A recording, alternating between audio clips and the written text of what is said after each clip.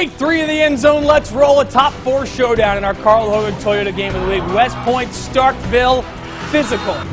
That's the word you can probably say about that game. And it was Rivalry Friday, the Lee County showdown. Lowndes County on the line, so was Monroe County, plenty of other counties. And a time for teams to step their game up, but one team fell in this run. We'll have all the highlights next. The WCBI End Zone Show with Robbie Donahoe and Tom Ebel is brought to you by OCH Regional Medical Center, Carl Hogan Toyota, East Mississippi Community College, and Max South.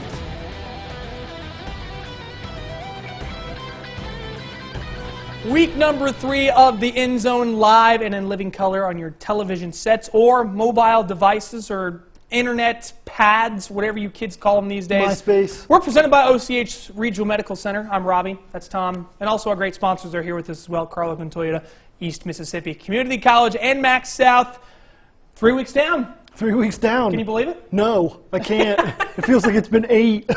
But with all the football going on. There's so much football going on. So We got much college football tomorrow and throughout the weekend. So you got your JUCO, you got your high school, you got your college. Let us be the ones to give you the high school football tonight. We start with our game of the week.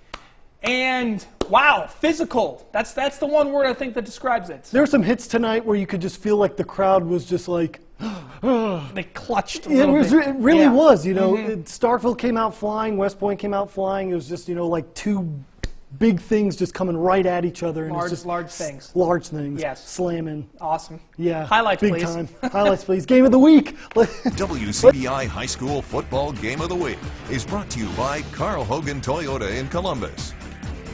Not a Ford, it's a Toyota 4Runner It's a this Toyota time. Beautiful 4Runner. car, makes me think about getting a new one. Why not? First play, first possession of the game. Malik Brown will hit Tavion Clark. Tavion, whoop! The two guys go right past him. Tavion with the breakneck speed. He goes scat all the way to the end zone for the touchdown. Put the Yellow Jackets up 7-0 early. Maness loves it. Hawaiian Ensuing 9-0? kickoff. Andre Lane meet. Oh my goodness. Meet D'Angelo Seals comes out of nowhere. Wham! Just sends him to next week. Those kids are loving it. But West Point would try to respond here. Chris Calvert makes the quick cut. He'll go 30 yards, but Willie Gay with the touchdown saving tackle there. That would set up this 4th and 1. Marcus Murphy will get the direct snap, trying to make a move, stuffed at the line of scrimmage, I should say. Starkville, fast, heavy, hot, wiping them out. Starkville came in quick, they came in fast. They take the victory 28-6 in a big one against West Point. This is your first time seeing Starkville, another big hit there. Malik Brown, the sophomore quarterback. Serious. He You seems don't like even the real think deal. he's a sophomore. Yeah. He is a complete command of the offense. He can tell, once he notices someone's out of formation, he'll tell them, move over. You don't really see that too much out of a sophomore quarterback, but ton of poise for that kid. He's going to do real big things for Starkville coming up in the future. That's the X factor for Starkville. The quarterback position was a big question mark, and to see a sophomore come in and take that position on, that's big time. So Starkville asserting themselves as one of the teams to beat in 6A North. Another one of those teams that's trying to put themselves in that conversation, Columbus. Facing their rivals from New Hope just down the road. Here come the Trojans. By the way, the Falcons did not have Kylan Hill tonight. I'm going to be honest, they probably didn't really need him. This is your opening drive. C.J. Goler going untouched. 31 yards for the touchdown. Trots in. 7-0 lead for the Falcons. And Columbus on their next drive. Well, that whole thing where you run it when you have on the ground, that worked pretty well the first time. Let's do it again. Pat Jackson. Got a little nastiness in him. 10-yard touchdown. It's 14-0 Falcons. Here comes New Hope, though. Thomas Stevens. Watch this catch here by Aaron Brooks. Upended and hangs on for the reception. Picks up a first down. A little bit later, Stevens going to hit Terriante Thomas, who first off makes the grab, but then uses the stiff arm, and then whee into the end zone for the touchdown. 14-7 game after one. Columbus put up 21 unanswered in the second quarter. Here comes another one. C.J. Goler. There's Pat Jackson on the receiving end. Columbus rolls 49-21. Falcons move to 2-1. Let's go to the Lee County Showdown. It's Tupelo and Shannon. There is no love lost between these two teams. They got after it tonight. Stephon McGlawn taking the direct snap, going to run over a guy, gets a good game.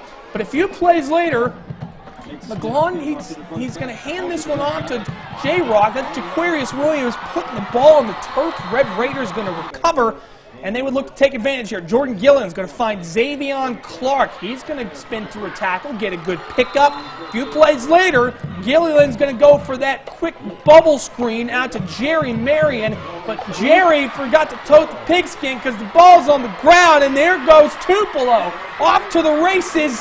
They're going for the touchdown for the scoop and score, called back for a block in the back. No worries. Them Blankets, 42-10 winners tonight over Shannon. Yes, Lee County belongs to the blue and gold.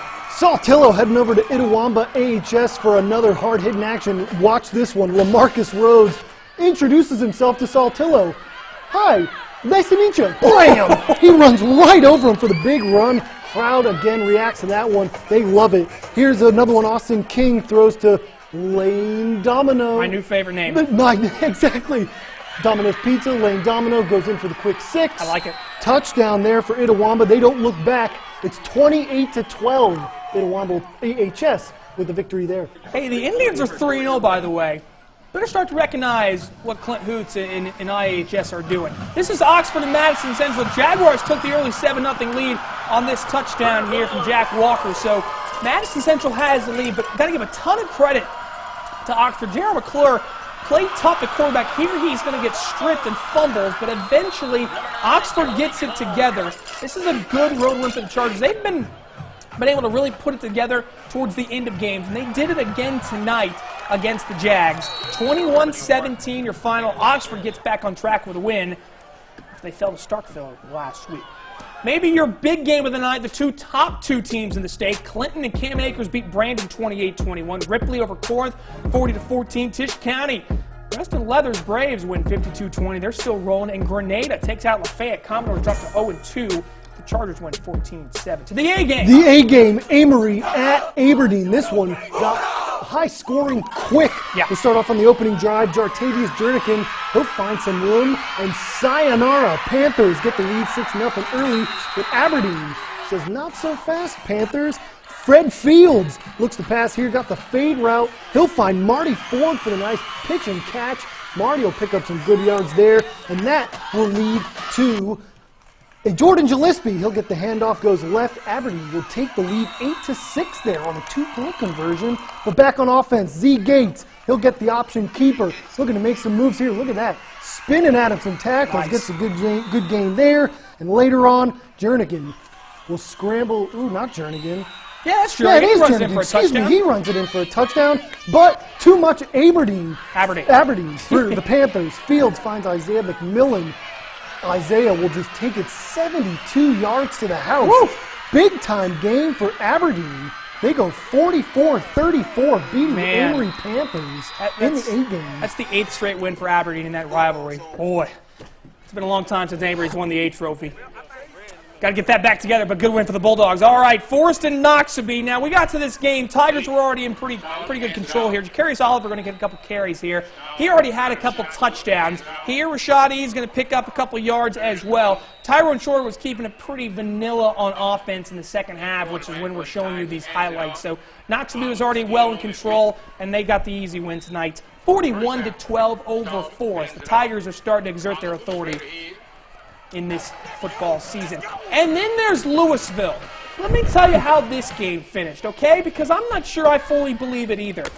Kemper County was up 24-20 with 26 seconds left and about to punt to Louisville.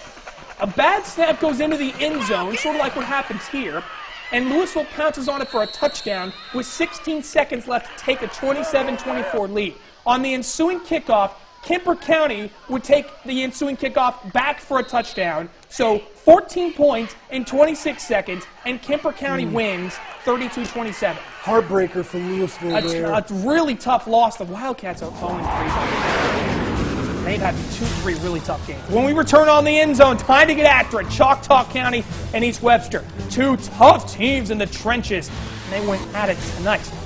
A couple teams trying to showcase whether or not they're contenders. Pontotoc North Pontotoc, what about Houston? Show you how all three of those teams did tonight. And also put the ball down for South Pontotoc and Boonville. These two teams in 3A starting to show they belong. We'll show you their highlights and scores.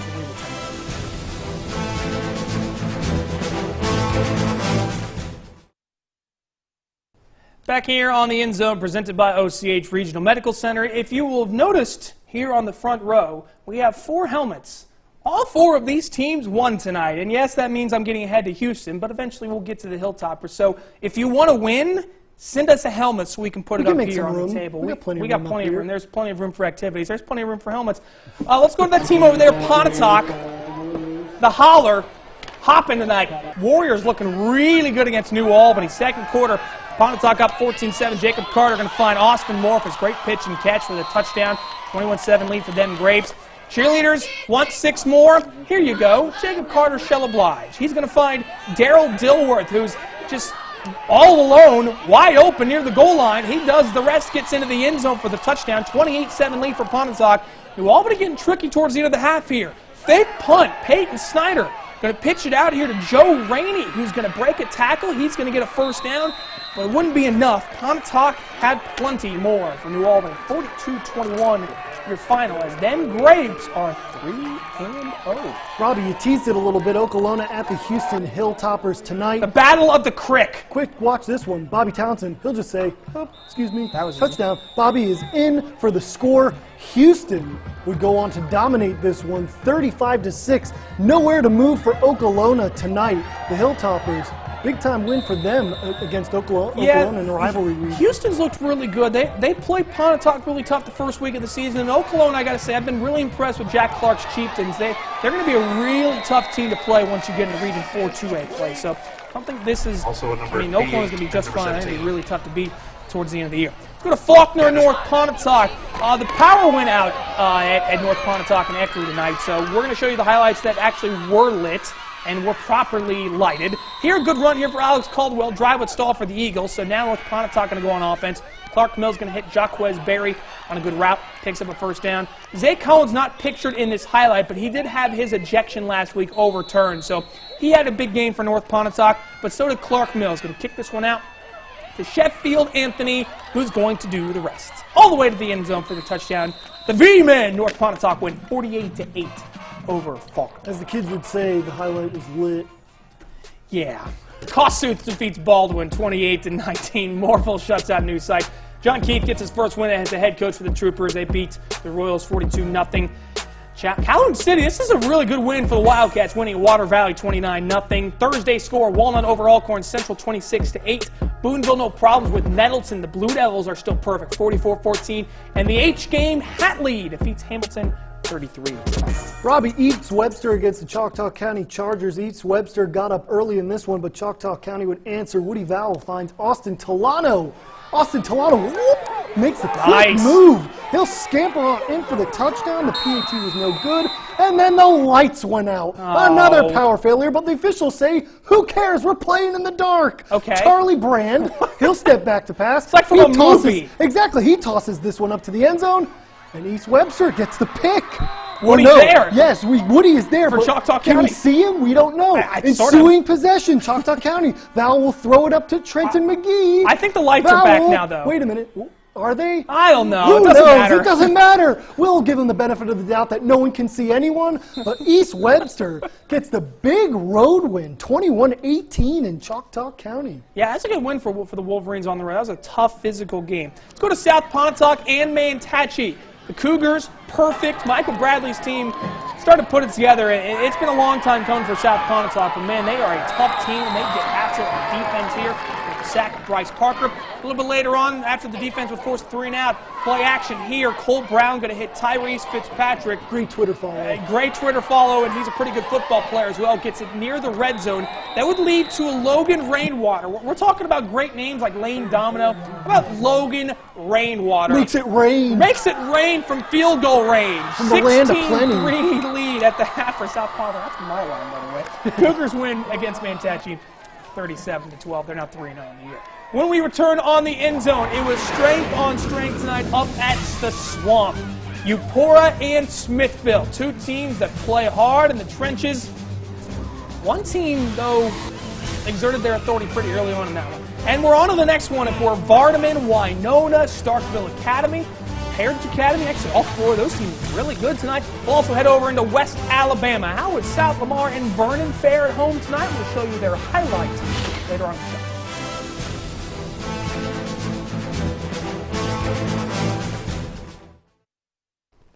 Back here on the End Zone, presented by OCH Regional Medical Center. Back into the highlights, a couple 1A, 2A matchups. Eupora and Smithville, both these teams have been really good to start the season, and they both wear maroon. So don't pay attention to the helmets, pay attention to the jerseys and figure out which team's which. And Eupora is wearing white. Here comes Kylan Shaw. Good pickup here for the Eagles. He actually gets it into Smithville territory, but he gets called back due to a flag. So play will get called back. Not to worry, because Eupora can also play defense. He's throwing to Jalen Potts. That's the wrong team. Pick 6 for Eupora. The Eagles would go on to win 48-3. This is a good win for Stephen Edwards and the Eagles. Good going for Eupora. Winona at French Camp. Disaster early for French Camp. The ball goes sailing over Holman Edwards' head, but Holman's able to recover it. Here comes Winona. Tyler Moore gets a good yards there. Rough yards for Tyler there. DJ Ringo, he'll get another first down for Winona. But is stripped here. French Camp recovers it, but can't do much with it. Winona goes on to dominate that one 41-6. Good win for Winona in that one. Yeah, good win for the Tigers on the road. Let's go to Holka and Vardaman. Rams got their first win of the year last week against a tough Bruce team. How will they fare this week, which is a pretty good little rivalry game between the Rams and the Wildcats. Here, Patrick Pratt by a host of Wildcats, but would pick up a first down. Later, Brandon Washington on the carry after some good misdirection. Brandon going to make a couple guys miss, getting into Holka territory. Vardaman eventually would continue to keep running that football. Eventually, though, Holka would get the football back, but would turn it right back over to Vardaman with a Patrick Pratt interception. Vardaman, your winners tonight. They go to 2-1 as they win 53-0 over Holka. All right, to some scores. East Union over Thrasher, 56-20. Bruce gets their first win of the Ken Chandler era, 52-0. Thursday game, TCPS winners. West Lowndes also winners over McAdams. Nainowaya, good road win at Lake, 47-19. Knox Bader shut out by Union, 20-0. Winston, another win against Benton, 51-21. Silva Bay defeats Columbus Christian, 35-6. Winona Christian over Kirk, 31-6. Marvel over Calhoun Academy, 38-0. Riverdale defeats Central, 44-14. And Delta over Hebron, 41-0. When we return, we're going over into West Alabama and our private schools. When we return here on the End Zone. Back here on the End Zone, Heritage Academy, Oak Hill. Patriots had the lead here in the second quarter, and they would add to their advantage. As this is Dante Gray breaking tackles, and he is off, and the Raiders won't catch him. It's a 55-yard touchdown. Heritage now goes up 35-7. So let's go to Oak Hill on offense. Ken Dill going to hook up with James Perry, who's going to get through a couple tackles, going to get a first down, a good gain, eventually would lead to a field goal attempt that would fall short. Heritage, big winners tonight at Oak Hill. That was James Peavy, by the way. 48-13 Heritage over Oak Hill Academy. Starkville Academy playing host to Magnolia Heights Chiefs. They played terrible hosts tonight. Starkville Academy made most of their damage in the first half. Magnolia Heights trying to find anything but Torrin Hamilton with the sack there. The shutdown continues in the second half for the Vols. Watch this one. Nathan Heflin says, no, sir, you're not going anywhere with that bubble screen. A lot of touchdowns in the second half for the Vols that got turned back for holding calls, but that doesn't matter. A minute, the Vols get the W, 39-7. They improved to 3-0, Robbie. Yeah, that's 3-0. That's a good win for Chase Nicholson's Volunteers. To Hubbardville and South Lamar, Clay Gillum is laying into his team there.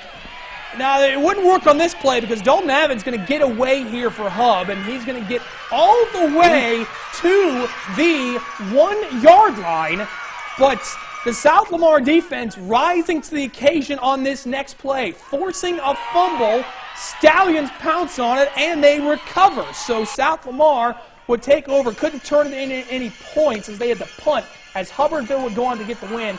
South Lamar very competitive, though, with a tough Hubbardville team. 24-14, the Stallions fall to Hub. And then Vernon, Lamar County. Here come the Bulldogs taking on Phil Campbell. We start with Isaac Whittle. on a good run around the right side, picks up a good gain, gets a first down, still weaving in and out of some tackles.